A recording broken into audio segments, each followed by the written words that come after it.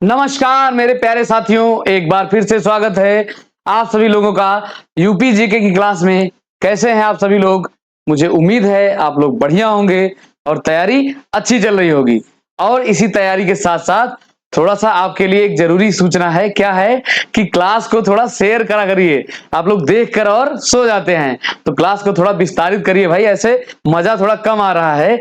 या तो आप लोग ये बताइए कि मेहनत कम किया जा रहा है, और अगर मेहनत किया जा रहा है तो इसको थोड़ा सा विस्तारित करिए। ठीक, अब चलिए आज की क्लास की शुरुआत करते हैं। पहला क्वेश्चन है, निम्नलिखित में से कौन उत्तर प्रदेश के आर्थिक विकास का समर्थन करता है?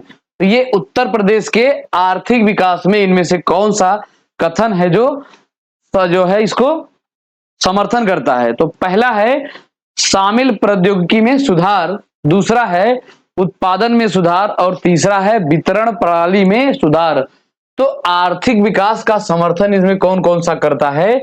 तो ये जो तीनों बातें कही गई हैं, ये तीनों बातें इसकी समर्थन करती हैं। तो ये जो है डी वाला बिल्कुल सही हो जाएगा। नेक्स्ट क्वेश्चन है, मुख्यमंत्री हस्तशिल्प पेंशन योजना निम्नलिखित में से किस वर्ष शुरू की गई थी? तो ये किसके लिए है? हस्तशिल्प के लिए, यानी कि हाथों से जो कुछ कढ़ा बुना जाता है उसके लिए ये योजना चलाई गई कि हस्तशिल्प जो है, हस्तशिल्प जो बुनकर हैं इनके लिए हस्तशिल्प पेंशन योजना। तो ये कब चलाया गया? तो ये साल 2017 में चलाया गया। याद रखेंगे, ये योजनाएं हैं, इनसे सीधे ही सीधे इसका ईयर ऐसे ही पूछता है, तो याद रखेंगे 2017। नेक्स्ट क्वेश्चन है, उत्तर प्रदेश के श्रमिकों की कम सीमांत उत्पादकता के लिए किस प्रकार की बेरोजगारी जिम्मेदार है? तो ये किसके लिए? श्रमिकों की सीमांत उत्पादकता के लिए किस प्रकार की बेरोजगारी जिम्मेदार है? तो ये जो है प्रच्छन्न बेरोजगारी। कौन सी? प्रच्छन्न बेरोजगारी जो है ये इसके लिए जिम्मेदार, किसके लिए? श्रमिकों की कम सीमांत के लिए, सीमांत उत्पादकता के लिए। नेक्स्ट क्वेश्चन है, उत्तर प्रदेश कौशल सतरंग योजना 2021 कितने विभागों को कवर करती है? यानी कि इसके अंतर्गत कितने विभाग आते हैं? तो ये जो है इसके अंतर्गत 12 विभाग आते हैं। कुल कितने विभाग आते हैं? कुल 12 विभाग आते हैं। और ये कौशल सतरंग योजना है। तो ये जो है एक कौशल विकास योजना है। तो इसमें स्किल को डेवलप करने के लिए इसमें थोड़ा सा सहायता किया गया है गवर्नमेंट द्वारा। और ये जो है ये भी उसी से संबंधित है, कौशल सतरंग योजना। नेक्स्ट क्वेश्चन है, 2011 से 12 के दौरान, ये 2011 से 12 के दौरान उत्तर प्रदेश के शहरी क्षेत्रों में श्रम शक्ति में केवल कितनी प्रतिशत महिलाएं थी? तो 2011 जो है और 12 के अनुसार पूछा जा रहा है, ये शहरी क्षेत्रों में श्रम शक्ति में कितनी महिलाएं, यानी कि महिलाओं का प्रतिशत पूछा जा रहा है। तो ये जो है 15.1% महिलाएं थी। किसमें? ये श्रम क्षेत्र में पूछा जा रहा है। नेक्स्ट क्वेश्चन है, 2011 की जनगणना के अनुसार राज्य की कुल जनसंख्या में 15 से 59 आयु वर्ग का हिस्सा, तो 15 से 59 आयु वर्ग का हिस्सा कब के बारे में? ये 2011 की जनगणना को आधार मानकर। तो कितनी थी?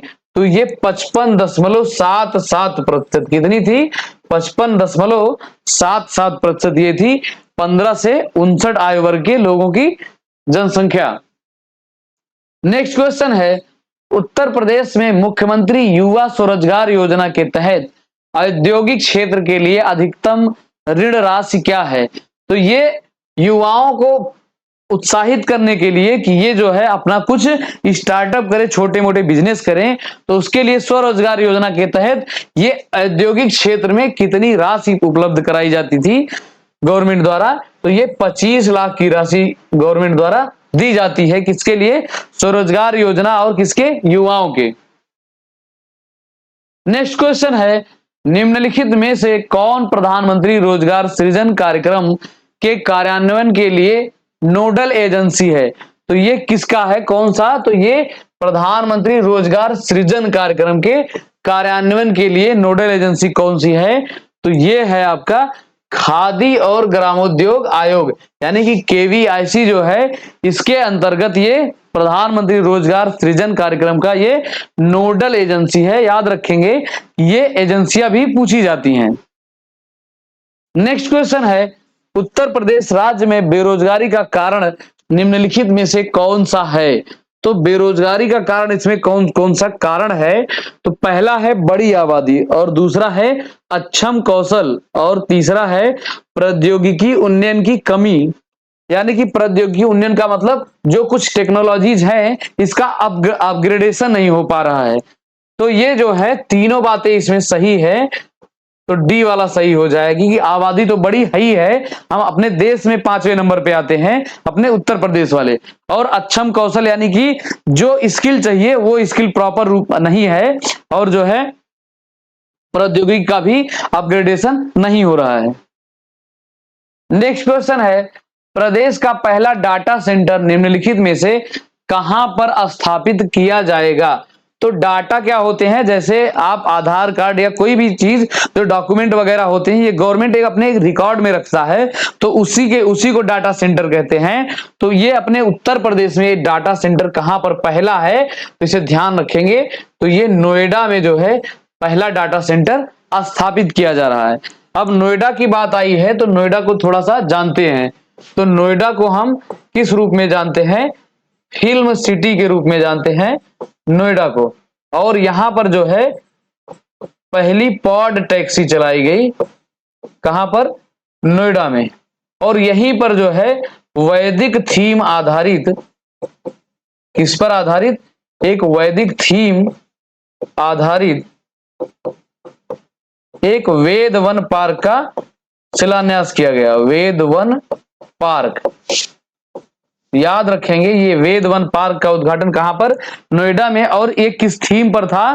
तो ये वैदिक थीम आधारित था, ये भी पूछा जा सकता है। और जो है नोएडा का जो है एक स्वच्छता की रैंकिंग जारी किया गया था, तो इसमें जो है ये पहले स्थान पे आया था नोएडा।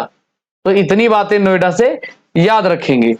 अब वाराणसी की बात कर लेते हैं। तो यहां पर जो है एक कार्यक्रम आयोजित किया गया, कौन सा?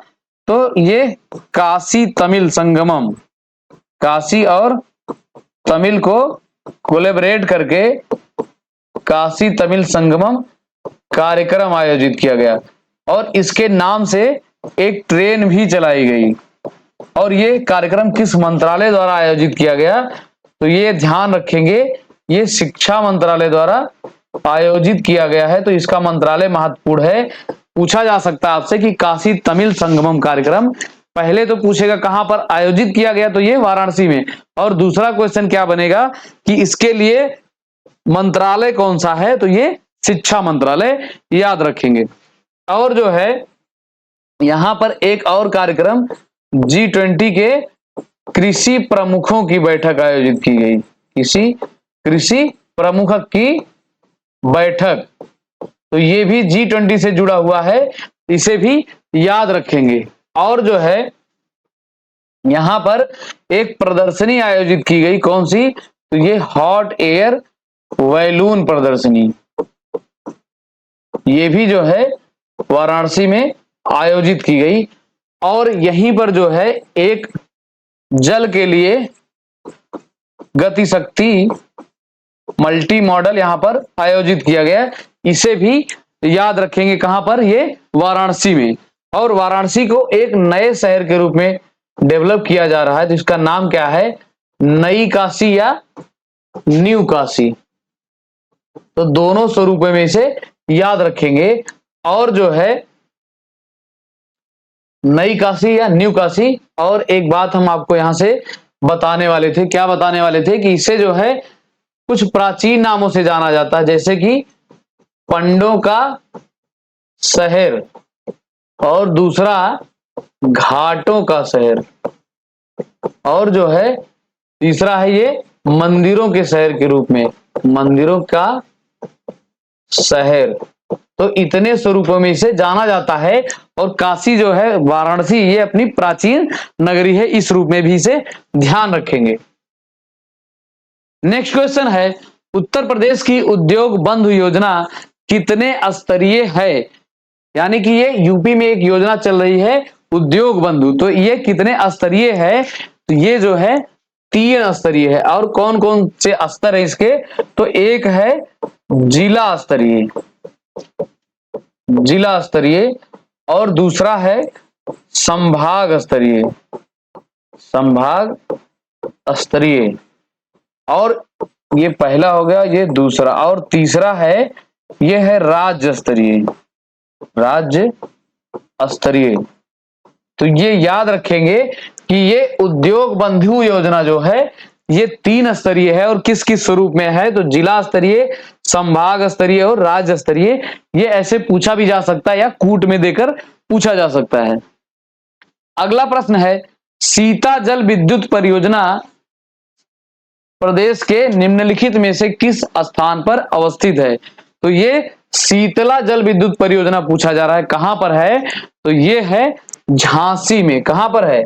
झांसी में है ये शीतला जल विद्युत परियोजना। और झांसी में एक बांध है, कौन सा? माता टीला बांध, माता टीला बांध। और एक बांध है पारीक्षा बांध, पारीक्षा बांध। तो ये दोनों किस नदी पर हैं? तो ये जो है बेतवा नदी पर है। किस नदी पर है? बेतवा नदी पर है। ये पूछे जाते हैं। और झांसी के बारे में बात करते हैं तो यहां पर 2 अनुसंधान संस्थान है। एक तो है कृषि वानिकी के लिए, कृषि वानिकी अनुसंधान संस्थान, और दूसरा है चारा अनुसंधान संस्थान, यानी कि चारा एवं चारागाह अनुसंधान संस्थान। ये दोनों कहां पर है? झांसी में है। और झांसी जो है, झांसी में एक किला है ओरछा का किला, ओरछा का किला। और जो है झांसी शहर को किसने बसाया था? तो इनका नाम था वीर सिंह बुंदेला। किसने बसाया था? वीर सिंह बुंदेला। और ये ओरछा का किला जो है तो ये पूछा जाता है कि कौन सा किला है जो हिल टॉप पर है, यानी कि पहाड़ी की चोटी पर है। कहां पर है? ये पहाड़ी की चोटी पर है। तो इसे याद रखेंगे कि पहाड़ी पर चोटी पर कौन सा किला है? तो झांसी का किला है, ध्यान रखेंगे। और झांसी जो है ये 2 नदियों के मध्य स्थित है। तो कौन कौन से? एक नदी है बेतवा, बेतवा एवं पहुंज।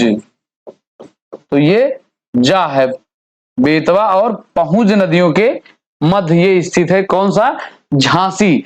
तो याद रखेंगे। और जो है झांसी में एक बिंदु है, तो यहां पर जो है पूर्व पश्चिम और उत्तर दक्षिण जो है बिंदु एक स्थान पर मिलते हैं। तो याद रखेंगे कि पूर्व पश्चिम और उत्तर दक्षिण एक बिंदु पर काटते हैं। कहां पर? ये झांसी में। तो इतनी बातें झांसी से याद रखेंगे। अब मिर्जापुर की बात कर लेते हैं। तो मिर्जापुर सबसे पहले इसे एक स्वरूप में याद करेंगे, किसके लिए? कजरी के लिए। तो कजरी का जन्म स्थल या जन्म स्थान या उद्भव स्थल जो भी समझिए, ये कहां से माना जाता है? मिर्जापुर से माना जाता है। और जो है मिर्जापुर किस लिए और जाना जाता है? तो ये कालीन के लिए जाना जाता है, यानी कि कालीनों का यहाँ पर निर्माणकारी इकाई है, यहाँ पर कालीनें उत्पादित की जाती हैं। अब सोनभद्र की बात कर लेते हैं। तो सोनभद्र जो है इसे हम पावर कैपिटल ऑफ इंडिया के रूप में जानते हैं, पावर कैपिटल ऑफ इंडिया। और जो है बांदा से एक क्वेश्चन बताते हैं। तो बांदा का एक गांव है जखनी। तो ये गांव थोड़ा सा चर्चा में था, किस लिए? तो ये जो है प्रथम जल गांव, यानी कि ये जल गांव के लिए जाना जाता है। जखनी गांव कहां का? बांदा का। याद रखेंगे, ये गांव पूछा जा सकता है, महत्वपूर्ण है, चर्चा में था। नेक्स्ट क्वेश्चन है, भारत में हस्त निर्मित कालीनों का सबसे बड़ा निर्यातक राज्य कौन सा है? तो हस्त निर्मित कालीनें तो एक तो मशीनों से बनाई जाती हैं, पावर लूम और हैंडलूम से, और दूसरा जो है ये हस्त निर्मित यानी कि हाथों से जो बुनाई की जाती है। तो ये जो है अपने उत्तर प्रदेश के ये जो विख्यात है, और ये भारत में हस्त निर्मित, पूरे भारत में उत्तर प्रदेश की कालीनें जो है ये निर्यात की जाती हैं। नेक्स्ट क्वेश्चन है, राज्य की अर्थव्यवस्था में कुल जीवीए में खनन क्षेत्र का योगदान कितना है? तो ये है एक टर्म जीवीए यानी ग्रॉस वैल्यू एडिशन। तो इसके अंतर्गत जो है ये खनन क्षेत्र का कितना योगदान है अपने उत्तर प्रदेश में? तो 1.7% जो है अर्थव्यवस्था के ग्रॉस वैल्यू एडिशन में खनन क्षेत्र का योगदान है। अगला प्रश्न है, मूल्य की दृष्टि से फार्मास्यूटिकल क्षेत्र की राष्ट्रीय बिक्री में उत्तर प्रदेश का हिस्सा कितना है? तो ये फार्मास्यूटिकल के क्षेत्र में के राष्ट्रीय बिक्री में यूपी का कौन सा हिस्सा है या कितना है? तो ये 17% है। कितना है? फार्मास्यूटिकल में 17% है। याद रखेंगे, ये इकोनॉमिक्स से क्वेश्चन है, यूपी के जो अर्थव्यवस्था है उससे ये महत्वपूर्ण क्वेश्चन है, तो इन्हें नोट करेंगे और ध्यान में रखेंगे। नेक्स्ट क्वेश्चन है, हाल ही में किस राज्य सरकार द्वारा देश का प्रथम एजुकेशन टाउनशिप परियोजना को मंजूरी दी गई? तो एक परियोजना को मंजूरी दी गई, कौन सा? Education township. तो ये कौन सा राज्य है? तो ये अपना प्यारा उत्तर प्रदेश है। यहां पर एजुकेशन टाउनशिप परियोजना को मंजूरी दी गई, एजुकेशन से संबंधित है, इसे जरूर याद रखेंगे। नेक्स्ट क्वेश्चन है, मेडिकल डिवाइस पार्क को विकसित करने के लिए प्रदेश के किस जनपद को चुना गया है? तो किस लिए चुना गया है ये मेडिकल डिवाइस पार्क को स्थापित करने के लिए? तो ये कौन सा जिला है? गौतम बुद्ध नगर जिले को मेडिकल डिवाइस पार्क को विकसित किया जाएगा, और कुछ जिलों में फार्मास्यूटिकल को भी बढ़ावा दिया जा रहा है, ऐसे पार्क बनाए जा रहे हैं, लेकिन ये मेडिकल डिवाइस पार्क है, तो याद रखेंगे गौतम बुद्ध नगर। और गौतम बुद्ध नगर का मुख्यालय कहां पर है? तो इसे याद रखेंगे ग्रेटर नोएडा। कहां पर है? ग्रेटर नोएडा गौतम बुद्ध नगर जिले का मुख्यालय। और गौतम बुद्ध नगर सबसे ज्यादा किस लिए जाना जाता है? तो ये साक्षरता यहाँ की सर्वाधिक है अपने उत्तर प्रदेश में, यानी कि सबसे ज्यादा पढ़े लिखे लोग कहां पर हैं? गौतम बुद्ध नगर में। और अगर पुरुषों का पूछे तो भी ये सर्वाधिक है गौतम बुद्ध नगर जिला, लेकिन अगर महिलाओं का पूछ ले कि सर्वाधिक साक्षरता महिलाओं का कहां पर है, तो इसे अलग से थोड़ा याद करेंगे। ये कहां पर है? तो सर्वाधिक साक्षरता महिलाओं की कानपुर नगर में है। ध्यान रखेंगे, ये क्वेश्चन कई बार पूछा गया है और कंफ्यूजन का विषय है, तो इसे बिल्कुल याद करेंगे अलग करके। ठीक, अब गाजियाबाद की बात कर लेते हैं। तो गाजियाबाद को सबसे पहले एक स्वरूप में जानते हैं, इस स्वरूप में इसे छोटी दिल्ली की संज्ञा दी जाती है, क्योंकि ये दिल्ली से सटा हुआ है। और दूसरा जो है ये अपने उत्तर प्रदेश का सर्वाधिक जनघनत्व वाला जिला है, घनत्व सर्वाधिक है गाजियाबाद की। और जो है गाजियाबाद जिले द्वारा अपने उत्तर प्रदेश का पहला जिला है जिसने ग्रीन बॉन्ड जारी किया था, और किसके लिए? तो जल संरक्षण के लिए, वाटर हार्वेस्टिंग के लिए। यह भी पूछा जा सकता है कि ग्रीन बॉन्ड जारी किया तो इसका उद्देश्य या इसका जारी करने का मतलब क्या था? तो ये जल संरक्षण के लिए। और यहां पर जो है एक थैला बैंक भी स्थापित है। कौन सा? थैला बैंक, यानी कि पॉलीथीन को रिप्लेस करके जो बायोडिग्रेडेबल थैला होता है वही थैला बैंक। तो इतनी बातें यहां से याद रखेंगे। कहां से? ये गाजियाबाद से। अब हम कानपुर की थोड़ी सी बात कर लेते हैं। तो कानपुर को क्या कहा जाता है? एक संज्ञा दी जाती है उत्तर भारत का मानचेस्टर,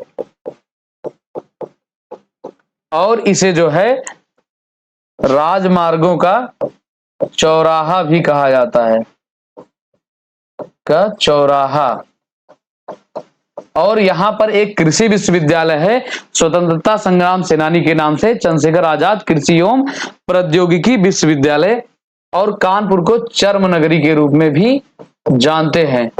और जो है इसे उत्तर प्रदेश की औद्योगिक राजधानी के रूप में जानते हैं। किस रूप में जानते हैं? औद्योगिक राजधानी के रूप में। तो इतनी बातें कानपुर से आपको याद रखना है। नेक्स्ट क्वेश्चन है, हर घर नल कनेक्शन देने में उत्तर प्रदेश का कौन सा गांव देश में नंबर 1 पर है? तो ये पूरे देश की बात चल रही है, पूरे देश में नंबर 1 पर है ये गांव। और ये किस लिए? तो हर घर नल कनेक्शन यानी टैप वाटर को देने के लिए कौन सा गांव है? तो ये जो है शाहजहांपुर है। यहां पर जो है ये हर घर टैप वाटर के लिए सबसे ज्यादा नंबर 1 पे है अपने यूपी में। अब जो है शाहजहांपुर की बात कर लेते हैं। तो यहां पर कुछ महान विभूतियों का जन्म हुआ था, जैसे राम प्रसाद बिस्मिल, और एक है रोशन सिंह, रोशन सिंह, और एक है, इनका नाम है राम प्रसाद अशफाक उल्ला खां, अशफाक खां। तो इतने जो है ये क्रांतिकारी थे, तो इन लोगों का ज्यादा पूछा जाता है। राम प्रसाद बिस्मिल, रोशन सिंह और अशफाक उल्ला खां, इन लोगों का जन्म कहां पर हुआ था? तो शाहजहांपुर में हुआ था। अब सहारनपुर की बात कर लेते हैं। तो सबसे पहले जो है इससे एक बात जानेंगे कि ये उत्तरी जनपद है, अपने उत्तर प्रदेश का सबसे उत्तरी जनपद। और जो है ये राज्यों के साथ सीमा किसके किसके साझा करता है? तो उत्तराखंड, हरियाणा और जो है हिमाचल प्रदेश, हिमाचल प्रदेश। और हिमाचल प्रदेश सबसे कम सीमा साझा करता है अपने यूपी में किसी जिले के साथ। तो सहारनपुर तीन राज्यों के साथ, उत्तराखंड, हिमाचल प्रदेश और हरियाणा। आज फिर बता रहे हैं कि आपको सीमाओं से क्वेश्चन कभी नहीं गलत करना है। सीमाएं आपको सारी बता दी गई हैं, लेकिन अब उस सीमा के पास मत पहुंच जाइएगा जो चर्चा में थी। अब बात कर लेते हैं थोड़ा सा हम बरेली की। तो बरेली जो है, यहां पर सबसे पहले एक स्थान का नाम याद करेंगे, आंवला। तो आंवला में क्या था? यहां पर मनसुख मंडाविया द्वारा, कौन है ये? मनसुख मंडाविया द्वारा नैनो यूरिया प्लांट का, नैनो यूरिया प्लांट का यहां पर उद्घाटन किया गया था इनके द्वारा। तो याद रखेंगे कहां पर? ये बरेली के आंवला में यहां पर उद्घाटन किया गया था नैनो यूरिया प्लांट का। और जो है बरेली का एक गांव है भरतौल। तो भरतौल गांव किस लिए चर्चा में था? यहां हर घर आरओ वाटर जो है, आरओ पानी पहुंच गया है, तो इसीलिए ये चर्चा में था बरेली का भरतौल गांव। और बरेली का एक स्थान है इज्जत नगर। कौन सा स्थान है? इज्जत नगर। तो यहां पर जो है पक्षी अनुसंधान संस्थान है, एवियन रिसर्च इंस्टीट्यूट। कहां पर है? तो ये बरेली में है। तो इतनी चीजें बरेली से आपको याद रखना है, भूलना नहीं है। अब जो है औरैया की बात हम कर लेते हैं यहां पर। तो औरैया का एक स्थान है दिबियापुर। तो यहां पर जो है एक तैरता हुआ यानी कि फ्लोटिंग सोलर प्लांट लगाया गया है। कहां पर? ये औरैया के दिबियापुर में। और औरैया के को किस रूप में जानते हैं? तो इसे प्लास्टिक सिटी के रूप में जानते हैं। किस रूप में? प्लास्टिक सिटी के रूप में जानते हैं औरैया को। और इसी औरैया के दिबियापुर में ही एक जो है गैस आधारित ताप विद्युत संयंत्र है। कैसा विद्युत संयंत्र है? तो ये गैस आधारित ताप विद्युत संयंत्र है। तो ये पूछा जाता है, याद रखेंगे, औरैया के दिबियापुर में। और औरैया से जो है एक खाद्य पदार्थ यहाँ का ओडीओपी है। तो क्या है? ये है देसी घी। देसी घी यहां से ओडीओपी है औरैया से, बिल्कुल याद रखना है। ये भी जो है पूछे जाते हैं कुछ, ये जरूरी है। नेक्स्ट क्वेश्चन है, मुख्य न्यायाधीशों का 23वां अंतरराष्ट्रीय सम्मेलन प्रदेश के किस शहर में आयोजित किया गया? तो ये मुख्य न्यायाधीशों का 23वां अंतरराष्ट्रीय सम्मेलन है। तो ये अंतरराष्ट्रीय सम्मेलन है, गौर करेंगे थोड़ा सा। तो ये राजधानी लखनऊ में ये आयोजित किया गया।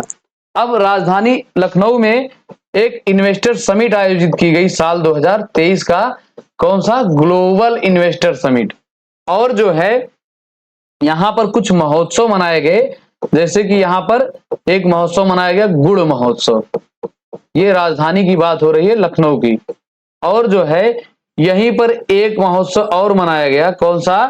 तो ये 4 दिवसीय आम महोत्सव मनाया गया। राजधानी लखनऊ में 4 दिवसीय आम महोत्सव मनाया गया।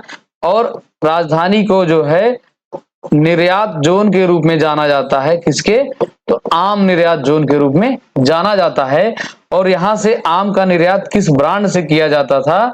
तो ये पहले नवाब ब्रांड से किया जाता था, लेकिन अब इस नवाब ब्रांड को रिप्लेस करके इसका नाम क्या कर दिया गया है? काकोरी ब्रांड। कौन सा ब्रांड? काकोरी ब्रांड। और ये जो है किस लिए? क्योंकि ये काकोरी स्थान कहां पर है? तो ये राजधानी लखनऊ में है। और अभी हाल ही में इसका नाम परिवर्तित किया गया था। काकोरी ट्रेन कांड पहले था, नाम परिवर्तित करके क्या कर दिया गया है? Kakori train action. तो उसी को जो है थोड़ा सा और विस्तारित करने के लिए काकोरी ब्रांड से आम का यहां पर निर्यात किया जा रहा है। अब जो है हम गोरखपुर की बात कर लेते हैं। तो गोरखपुर में भी महोत्सव मनाया गया। तो कौन सा महोत्सव मनाया गया? तो यहां पर जो है तो गोरखपुर महोत्सव मनाया गया। गोरखपुर महोत्सव।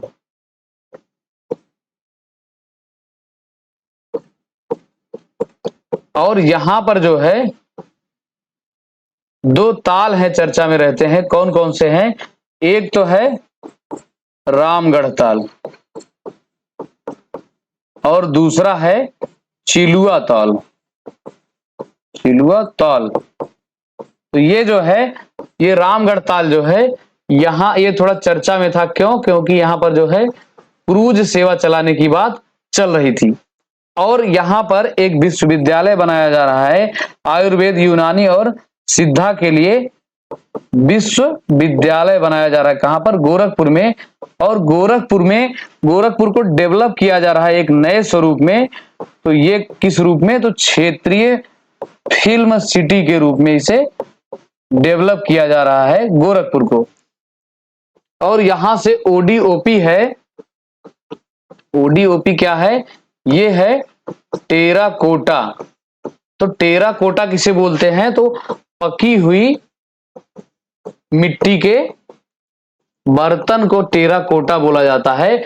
तो मिट्टी से जो कुछ भी बनाकर और उसे आग में यानी कि अपनी भाषा में आव में पका लिया जाता है, तो ये टेराकोटा कहलाता है। तो इससे जो है मिट्टी के बर्तन, खिलौने और मूर्तियां जो भी हैं ये गोरखपुर से ओडीओपी हैं, ध्यान रखेंगे। और मिट्टी की बात चली है तो लखनऊ में एक बोर्ड स्थापित किया गया था, माटी कला बोर्ड। माटी कला बोर्ड। तो कभी आपसे ये भी पूछ सकता है कि माटी कला बोर्ड का मुख्यालय कहां पर है या ये कहां पर स्थापित है? तो ये राजधानी लखनऊ में स्थापित है। अब जो है बस्ती की बात कर लेते हैं। तो बस्ती मंडल के अंतर्गत 3 जिले आते हैं। कौन कौन से? पहला तो ये बस्ती आता है और दूसरा सिद्धार्थनगर। सिद्धार्थनगर। और एक है संत कबीर नगर। कबीर नगर। याद रखेंगे बस्ती के मंडल के अंतर्गत कितने जिले आते हैं? 3 जिले, बस्ती, सिद्धार्थनगर और संत कबीर नगर। और सिद्धार्थनगर जिले का मुख्यालय कहां पर है? तो ये है नौगढ़ में है। कहां पर है? नौगढ़ में है। ये मुख्यालय भी पूछे जाते हैं। और संत कबीर नगर जिले का मुख्यालय कहां पर है? तो ये है खलीलाबाद। खलीलाबाद। और संत कबीर नगर जिले में एक जगह है मगहर। तो ये पूछा जाता है कि मगहर किस नदी के तट पर है? तो ये महत्वपूर्ण है। ये नदी कौन सी है? आमी नदी है। थोड़ा सा याद करेंगे, अलग लगेगा आपको। कौन सी नदी है? आमी नदी है। ये मगहर इसी नदी के तट पर स्थित है। नेक्स्ट क्वेश्चन है सब जूनियर राष्ट्रीय बैडमिंटन चैंपियनशिप 2022 उत्तर प्रदेश के किस शहर में आयोजित किया गया? तो कल भी एक क्वेश्चन था जूनियर जूडो कराटे से, और आज भी है ये बैडमिंटन चैंपियनशिप 2022 से। तो ये राजधानी में ये भी जो है आयोजित किया गया, सब जूनियर राष्ट्रीय बैडमिंटन चैंपियनशिप 2022। तो याद रखेंगे। अब हम थोड़ा सा शामली की बात कर लेते हैं। तो शामली जो है अपने उत्तर प्रदेश का सबसे पश्चिमी जनपद है, यानी कि पूर्वी कौन सा है? तो बलिया है, और पश्चिमी सबसे शामली है। और शामली को एनसीआर में शामिल किया गया था, तो इसे एनसीआर के 8वें जिले के रूप में शामिल किया गया। ये पूछ सकता है कि किस जिले के रूप में? तो ये एनसीआर यानी कि नेशनल कैपिटल रीजन, राष्ट्रीय राजधानी क्षेत्र के अंतर्गत कुछ जिले आते हैं, इन्हें शामिल किया गया है। और शामिल करने का ध्येय क्या होता है, उद्देश्य क्या होता है? तो इसको राजधानी जो है दिल्ली, उसकी तर्ज पर थोड़ा अच्छे से डेवलप करेंगे एक नए शहर के रूप में, और आधुनिकता से थोड़ा सा भरपूर करेंगे। तो ये 8वें जिले के रूप में शामिल किया गया था, शामली जिले को याद रखेंगे। अब रायबरेली की थोड़ी सी बात कर लेते हैं। तो यहां पर जो है रेल कोच फैक्ट्री स्थापित है। इसके लिए रेल का कोच बनता है, डिब्बा बनता है। और जो है यहां पर एक स्टेडियम बनाया जा रहा है, कौन सा? Hockey stadium. और ये किसके नाम से? तो ये एक हॉकी खिलाड़ी हैं रानी रामपाल के नाम से, याद रखेंगे। ये रानी रामपाल के नाम से एक स्टेडियम बनाया जा रहा है। और यहां पर एक पक्षी विहार है, कौन सा? तो ये है समसपुर पक्षी विहार। कौन सा? समसपुर पक्षी विहार। तो इसको थोड़ा सा हम ट्रिक आपको बताए हैं कि समझदार लोग ही राय देते हैं, तो इससे ऐसे याद किए रहेंगे तो भूलेगा नहीं कि समझदार लोग राय देते हैं। तो समसपुर पक्षी विहार कहां पर? ये रायबरेली में। और रायबरेली जिले में सर्वाधिक नहरों का विस्तार है, सर्वाधिक नहर का विस्तार पाया जाता है। और यह भी क्वेश्चन कई बार पूछा गया है कि सर्वाधिक नहरों का विस्तार किस जिले में? तो ये रायबरेली जिले में, याद रखेंगे। नेक्स्ट क्वेश्चन है भारतीय मुद्रा परिषद सम्मेलन का 104वां वार्षिक सम्मेलन का आयोजन प्रदेश के किस स्थान पर हुआ? तो ये भारतीय मुद्रा जो है किसके बारे में? भारतीय मुद्रा परिषद सम्मेलन का 104वां वार्षिक सम्मेलन। तो ये कहां पर? तो ये जो है राजधानी लखनऊ में आयोजित की गई। तो कुछ ऐसे मोटी मोटा सम्मेलन होते हैं या कुछ आयोजन होते हैं जिसे थोड़ा सा आप अपने सेंस से भी क्वेश्चन को सॉल्व कर सकते हैं। तो इसे इस प्रकार से याद भी किए रहिएगा कि ये मुद्रा और वार्षिक सम्मेलन कुछ ये राजधानी से संबंधित है, तो इसे याद रखेंगे। और राजधानी किस नदी के तट पर है? तो ये गोमती नदी के तट पर है। किस नदी के तट पर? गोमती नदी के तट पर है। और यहां पर एक पुरातत्व संबंधी संस्थान है, इसका नाम पूछा जाता है, तो ये है बीरबल साहनी पैलियो बॉटनी या पुरातत्व संस्थान, पैलियो बॉटनी। तो इसे याद रखेंगे कि बीरबल साहनी के नाम से एक पुरातत्व संस्थान है, कहां पर? ये राजधानी में। नेक्स्ट क्वेश्चन है उत्तर प्रदेश के किस जनपद में एक जिला एक उत्पाद के तहत चयनित मूज क्राफ्ट को देश विदेश तक पहुंचाने के लिए कॉमन फैसिलिटी सेंटर की स्थापना किया जा रहा है? तो ये किससे है? ओडीओपी से क्वेश्चन है। और खास प्रोडक्ट कौन सा है? तो ये है मूज उत्पाद। तो इसको जो है कॉमन फैसिलिटी सेंटर कहां पर स्थापित किया जा रहा है? तो ये प्रयागराज में। कहां पर? प्रयागराज में। और प्रयागराज का एक स्थान है, कौन सा? नैनी। तो यहीं पर इसको जो है बढ़ावा दिया जा रहा है। और नैनी एक स्वरूप में और याद रखिएगा, किस स्वरूप में? तो ये टेलीफोन इंडस्ट्री के लिए जाना जाता है। और कौन सा टेलीफोन? तो वही जो बड़ा सा उठा के हेलो कौन हम बोल रहे हैं, तो वही वाला ये टेलीफोन इंडस्ट्री है। तो ये कहां पर? ये प्रयागराज के नैनी में। और ऐसा कहां पर एक और है? तो गोंडा में भी एक इसकी ब्रांच है, या इसकी एक इंडस्ट्री है। अब जो है प्रयागराज की बात कर लेते हैं। तो यहां पर एक मंदिर है, कौन सी? नाग वासुकी मंदिर, वासुकी मंदिर। और एक गैलरी है निराला आर्ट गैलरी,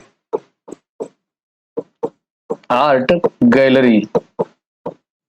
और जो है यहां पर एक एफिल टावर के तर्ज पर, किसके तर्ज पर? एफिल टावर के तर्ज पर एक टावर डेवलप किया जा रहा है, जिससे जो है वाराणसी की ये प्रयागराज की पूरे छटा को देखा जा सकता है। यानी कि जो मेले लगते हैं, कुंभ मेले और माघ मेला जो भी लगता है, तो उसकी छटा को एक एफिल टावर ऊंचा है तो वहां से देखा जा सकता है, कहने का मतलब ये है। और जो है अब मूज उत्पाद की बात कर लेते हैं, तो ये सुल्तानपुर, सीतापुर और एक जिला है अमेठी, और इसके साथ ये प्रयागराज। तो ये 3 जिलों का ओडीओपी है मूज उत्पाद। और ये मूज जो है किस पौधे से प्राप्त किया जाता है, इसका नाम क्या है? तो इसे याद रखेंगे, ये भी क्वेश्चन पूछा गया है कि मूज किस पौधे से प्राप्त किया जाता है। तो ये सरपत इसका नाम है। क्या नाम है? सरपत है। इससे जो है ये मूज प्राप्त किया जाता है। नेक्स्ट क्वेश्चन है, उत्तर प्रदेश के कितने जिलों को ब्रांड एम्बेसडर जनपद के तौर पर विकसित किया जा रहा है? तो किस तौर पर? ब्रांड एम्बेसडर जनपद के तौर पर। तो इससे क्या मतलब होगा? तो ब्रांड एम्बेसडर का मतलब क्या होता है? किसी चीज को प्रचारित प्रसारित करना। तो इस जो है जितने जिले चुने गए हैं, इसके माध्यम से चीजों को प्रसारित और प्रचारित किया जाएगा। तो ये कितने जनपदों को चुना गया है? तो ये कुल 34 जनपदों को चुना गया है। किसके लिए? ये ब्रांड एम्बेसडर जनपद के रूप में। नेक्स्ट क्वेश्चन है, उत्तर प्रदेश के किस संस्थान द्वारा तकनीकी महोत्सव आविष्कार 2022, तो ये टेक्निकल महोत्सव है, कौन सा? तो आविष्कार 2022 का आयोजन किया गया। तो ये किसी टेक्निकल इंस्टीट्यूट द्वारा किया जाएगा। तो ये मोतीलाल नेहरू टेक्निकल इंस्टीट्यूट के द्वारा किया गया, और है कहां पर? तो ये प्रयागराज में है, याद रखेंगे। नेक्स्ट क्वेश्चन है, उत्तर प्रदेश लोक निर्माण विभाग द्वारा सड़कों की निगरानी करने हेतु कौन सा GIS पोर्टल बनाने की स्वीकृति दी गई है? तो ये GIS, जियोग्राफिकल इंडिकेशन सिस्टम, ऐसे कुछ है ये। तो ये किसके लिए? सड़कों की निगरानी के लिए पोर्टल बनाया गया है। तो ये है सृष्टि 2.0 या ओ जो कह लीजिए, सृष्टि 2.0 पोर्टल। तो ये किसके लिए है? तो ये सड़कों की निगरानी के लिए। तो ध्यान रखेंगे, ये ऐसे पूछा जाएगा कि सृष्टि 2.0 पोर्टल किसकी निगरानी के लिए बनाया गया है? तो ये सड़कों की निगरानी के लिए, और उत्तर प्रदेश में। अब सड़कों से संबंधित एक योजना थी अपने उत्तर प्रदेश में, तो ये लखनऊ योजना, ये सीधे पूछा जाएगा लखनऊ योजना का संबंध किससे है? तो ये जो है सड़क निर्माण से है। किससे है? सड़क निर्माण से है ये लखनऊ योजना का संबंध। याद रखेंगे, यहां पर ग्लोबल इन्वेस्टर समिट जब आयोजित की जा रही थी, तो यहां पर एक योजना चलाया गया जो है लखनऊ योजना। तो ये क्या था कि पूरे शहर में सड़कों की मरम्मत वगैरह की गई, जिससे जो इन्वेस्टर लोग आए हैं तो उनको जो है गाड़ी में झटका ना लगे, उनको ये ना पता लगे कि सड़कें यहां भी टूटती फूटती हैं। ठीक। नेक्स्ट क्वेश्चन है, अक्टूबर 2022 में सतलज जल विद्युत निगम ने किस राज्य में 75 मेगावाट की सौर ऊर्जा परियोजना को चालू करने की घोषणा की? तो ये 2022 की बात है, और कौन सा है? तो ये सतलज जल विद्युत परियोजना द्वारा ये 75 मेगावाट की सौर ऊर्जा। तो जब सौर ऊर्जा यानी कि इको सेंसिटिवली कोई काम हो, तो वहां जरूर गौर करिए कि ये पर्यावरण से संबंधित है और ये पूछा जाता है। तो ये अपने उत्तर प्रदेश में ये ऐसा चालू करने की घोषणा की गई है। नेक्स्ट क्वेश्चन है, हाल ही में प्रधानमंत्री की उपस्थिति में कितने लाख द्वीप प्रज्वलित कर Guinness book of world record बनाया गया? तो ये Guinness book of world record बनाया गया है, ये दीपों को प्रज्वलित करके। कितने? तो ये 15.76 लाख। और दीप कहां पर प्रज्वलित किए गए? तो यूपी के हैं, तो जरूर जानते होंगे, और नहीं जानते होंगे तो अब जान लीजिए, ये अयोध्या में एक महादीपोत्सव मनाया जाता है। कब? तो ये दीपावली के अवसर पर। तो दीपावली के अवसर पर ये दीपों को प्रज्वलित किया गया था। तो इसके लिए एक रिकॉर्ड बन गया। तो कितना 15.76 लाख दीपों को प्रज्वलित किया गया। नेक्स्ट क्वेश्चन है, देश का वह राज्य जिसने हाल ही में अवैध शराब, नशीली दवाओं के व्यापार की जांच के लिए एंटी नारकोटिक्स टास्क फोर्स का गठन। तो ये आपको पूछा जाएगा कि एंटी नारकोटिक्स टास्क फोर्स का गठन किस राज्य में किया गया और जो है ये किसके लिए किया गया। तो ये उत्तर प्रदेश में किया गया। और ये किसके लिए, तो ये जो है अवैध शराब और नशीली दवाओं को रोकने के लिए ये एंटी नारकोटिक टास्क फोर्स का गठन किया गया। नेक्स्ट क्वेश्चन है, उत्तर प्रदेश के किस शहर में हाल ही में राज्य सरकार ने वाराणसी के तर्ज पर क्रूज सेवाएं तथा जलमार्ग से यातायात को आरंभ करने का निर्णय लिया गया है। तो अभी वाराणसी में क्रूज चलाया गया हाल ही में, कौन सा, गंगा विलास क्रूज। तो उसी तर्ज पर जो है क्रूज सेवाएं और नदियों से यातायात की सुविधा को और बढ़ाने के लिए, अच्छा करने के लिए ये निर्णय लिया गया है। तो किस जिले में, तो ये प्रयागराज जिले में निर्णय लिया गया है। याद रखेंगे, ये वाराणसी के तर्ज पर निर्णय लिया गया है। अब प्रयागराज की बात कर लेते हैं। तो ये जो है सर्वाधिक जनसंख्या वाला जिला है, सर्वाधिक जनसंख्या वाला अपने उत्तर प्रदेश का ये जिला है। और यहां पर विधानसभा सीटें पूछी जाती कितनी हैं, तो कुल 12 विधानसभा सीटें हैं। और यहां से सर्वाधिक जनसंख्या है, तो इसके साथ साथ पूछा जाता है कि सर्वाधिक ग्रामीण आबादी किस जिले की है। सर्वाधिक ग्रामीण जनसंख्या, ग्रामीण जनसंख्या, तो ये जो है प्रयागराज जिले की है सर्वाधिक ग्रामीण जनसंख्या। यानी कि सर्वाधिक ग्रामीण लोग कहां पर रहते हैं, तो प्रयागराज में रहते हैं। बिल्कुल इस चीज को आपको याद रखना है। ये सेंसस से 2 क्वेश्चन है, सर्वाधिक जनसंख्या वाला और जो है सर्वाधिक ग्रामीण जनसंख्या वाला। तो दोनों चीजें एक साथ याद करेंगे। नेक्स्ट क्वेश्चन और आज का लास्ट क्वेश्चन है, उत्तर प्रदेश के मुख्यमंत्री ने हाल ही में फ्लैटेड फैक्ट्री परिसर का शिलान्यास कहां पर किया। तो फ्लैटेड फैक्ट्री, तो फ्लैटेड का मतलब फ्लैट आप लेते हैं ना, सब कुछ बना बनाया होता है, बस जाके रहने लगते हैं। तो इसी तरीके से ये फ्लैटेड फैक्ट्री परिसर का शिलान्यास किया गया है मुख्यमंत्री द्वारा। तो ये कहां पर, तो ये आगरा जिले में। कहां पर, आगरा जिले में। और आगरा जिले को किस स्वरूप में जानते हैं, तो इसे ताज नगरी के संदर्भ में जानते हैं। और आगरा को हम आलू निर्यात जोन के रूप में जानते हैं। किस रूप में, आलू निर्यात जोन के रूप में। और यहां से आलू का निर्यात किस ब्रांड से किया जाता है, तो ये जो है किस ब्रांड से किया जाता है, तो यहां पर आलू का निर्यात जो है ताज ब्रांड से किया जाता है।